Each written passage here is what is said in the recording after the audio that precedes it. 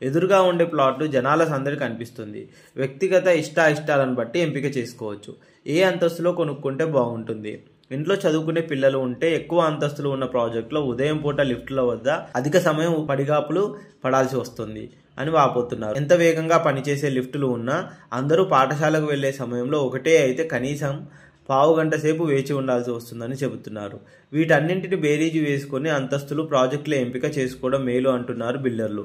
High-rise apartment ప్రాజెక్టులు 5 నుంచి 20 అంతస్తుల వరకు త్వరగా ప్లాట్లు బుక్ అవుతున్నాయని నిర్మాణ సంస్థలు చెబుతున్నాయి. నగర అందాలు పైనుంచి చూసేందుకు 20 అంతస్తుల పైనే ఉండేందుకు ప్రాధాన్యం ఇచ్చేవారు ఉన్నారు. పచ్చదనం కళ్లకు కనిపించేలా ఉండాలి అని కోరుకునేవారు, అటువైపు ఇటువైపు వెళ్లే ప్రజలు వేడుకల సందడిని వీక్షించేందుకు 5 అంతస్తుల లోపు తీసుకునేవారు ఉన్నారు. ఆయా కుటుంబ సభ్యుల అవసరాలకు, అభిరుచులకు అనుగుణంగా నిర్ణయం తీసుకోవాల్సి ఉంటుంది. సిటీలో మరీ ఎత్తుకు వెళ్లాల్సిన అవసరం లేదు. అంతస్తులు పెరిగే కొద్దీ లిఫ్టుల వద్ద ఎదురుచూసే సమయం పెరుగుతుంది.